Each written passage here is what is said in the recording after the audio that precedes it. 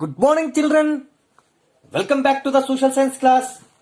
In our previous class, we know very well, we were discussing about the Rashtrakutas. So, as we were discussing about the Rashtrakutas, we have already successfully discussed about the Rashtrakutas in our previous class.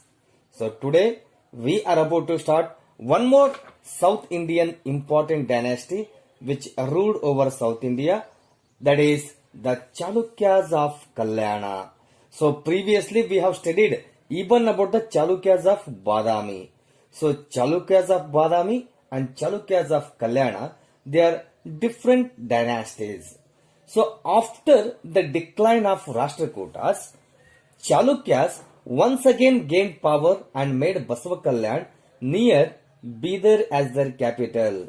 Now you see, after the decline of these Rashtrakutas, once again the Chalukyas, they got the chance to establish their power, and they gained the power and they made the Basavakalyana near Bidar as their capital. So from Basavakalyana they started their rule. So because of this, they are going to be called as the Chalukyas of Kalyana. In the sense, as they have started their rule from the Kalyana, that is the Basavakalyana, they are going to be known as the Chalukyas of Kalyana. So among the Chalukyas of Kalyana, Tailapa II is the first king of this dynasty. So the Tailapa II is there, no? He is going to be considered as the first king of the Chalukya dynasty. Vikramaditya VI is the famous king of Kalyana Chalukyas, and even the Vikramaditya VI is there, no? He is going to be considered as the famous king of Kalyana Chalukyas. Okay.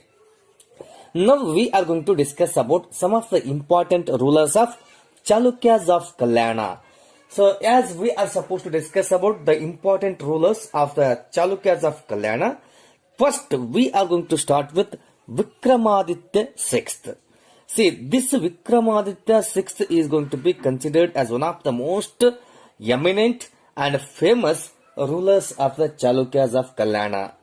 And this Vikramaditya VI ruled for a long time, and the Chalukya empire progressed a lot during his period. Now you see, this Vikramaditya VI, no, he was able to rule this dynasty for a long period. And as he was able to rule this dynasty for a long period, no, lot of progress took place during his period only. And especially, he started Chalukya Vikrama Shake in memory of his power. You see, once he came to the power, no, in memory of his power, he started a new Shaka. So that new Shaka is known as the Vikrama Shake.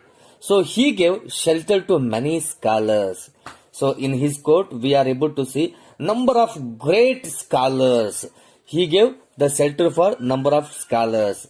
And one of them was Pandita Billana. So Pandita Billana is also one of the great scholar who was there in the court of Vikramaditya VI. And this Pandita Billana, he himself only wrote Vikramanka Deva Charita. So this Vikramanka Deva Charita is there, no? It is written by Pandita Billana.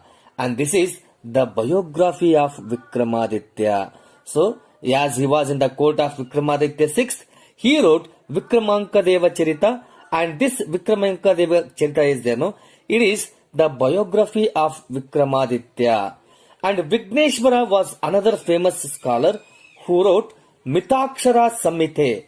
So Vigneshwara is there, no? He is also one of the another famous scholar who was there in the court of Vikramaditya VI, and he too wrote Mitakshara Samhite. So this gives description about Hindu law system. Now you see, Vigneshwara also wrote one of the great book in the name of Mitakshara, and this Mitakshara Samhita is there, no? It is going to give description or detail about the Hindu law system. During that time, how was the Hindu law and what are all the rules and regulations were supposed to be followed by the Hindus. Each and everything, it was written in detail in Mitakshara Samhite, so which was written by Vigneshwara. So here we came to know about two important scholars, that is the Pandita Billana and Vigneshwara. So Pandita Billana wrote Vikramanka Devacharita and Vigneshwara wrote Mithakshara Samhite. So after the Vikramaditya 6th, we are going to discuss about Someshwara III. See, Someshwara III is there, no? He was the son of this Vikramaditya only. So as you know very well, during that time the kingship was the hereditary. So after the father, the son has to become the next ruler. In the same way, after Vikramaditya, his son, that is the Someshwara III, came to the power. And he was interested in literature and arts. So this Someshwara III was there, no? He was having a great love and affection towards the literature as well as the art. He wrote a famous Sanskrit encyclopedia called Manasollasa. See, Someshwara III, he himself wrote a great Sanskrit encyclopedia. So this encyclopedia, which was written by Someshwara III, is going to be known as Manasollasa. Okay, so please keep these things in your mind. In the examination, there are the chances that for 1 mark these questions are going to rise.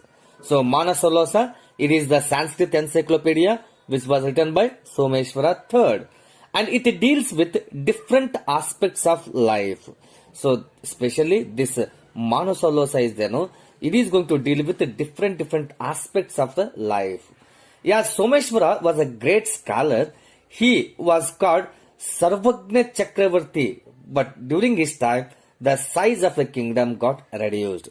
No doubt, yes, Someshwara III, he himself was a great scholar, no? He used to be called as Sarvagna Chakravarti. But the thing is, he gave importance for the literature and art. But as he gave the importance for this only, he was unable to give concentration towards his territory. So for that reason, the size of the kingdom, no, it got reduced during the period of Someshwara III. So next we are going to discuss about the literature which took place during the period of Chalukyas of Kalyana. So Kannada literature was encouraged much by Kalyana Chalukyas. So the Kalyana Chalukyas, no, they encouraged the Kannada literatures only much. So first we are going to see about the Ranna. So Ranna, who had the title Kavi Chakravarti wrote Sahasa Bhima Vijaya or Ghada Yuddha. Pampa, Panna and Ranna are called Ratnatrayas, 3 diamonds of Kannada literature. So you know very well about these Pampa, Panna and Ranna. See, first Ranna was there, no? Ranna, he got the title Kavi Chakravarti. So as he got the title Kavi Chakravarti, he wrote Sahasa Bhima Vijaya and Ghada Yuddha. So these are the 2 important works.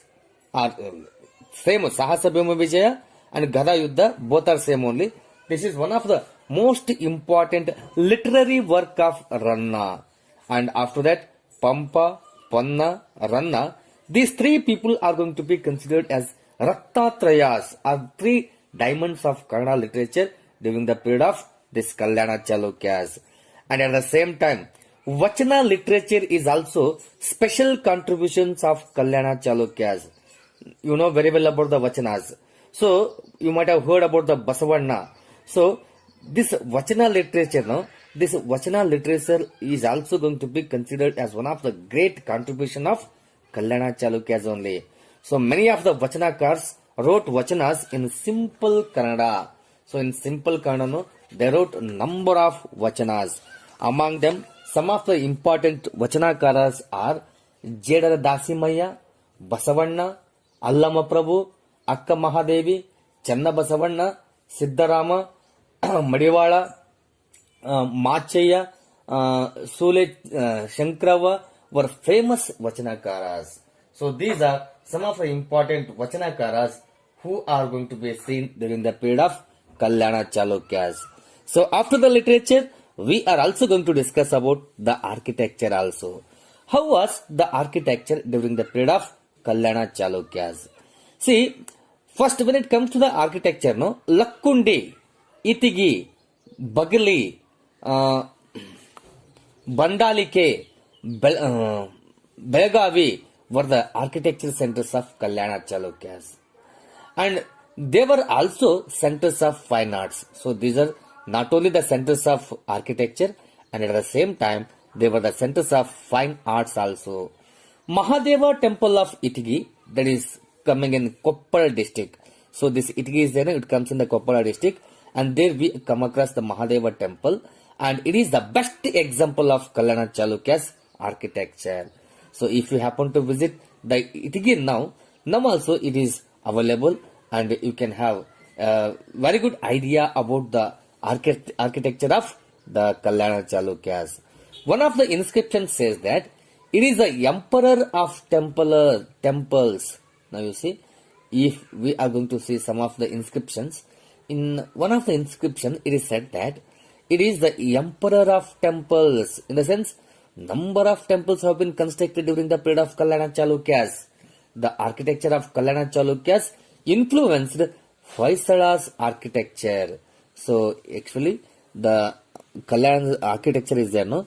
This Kalyana Chalukyas architecture, it was influenced by the Hoysala architecture also. Okay, so with this we are going to wind up the discussion about the Kalyana Chalukyas. Okay, so in the next period, no, we are going to discuss about one more important dynasty which was ruled over the South India, that is the Hoysalas. Till to that, bye, see you.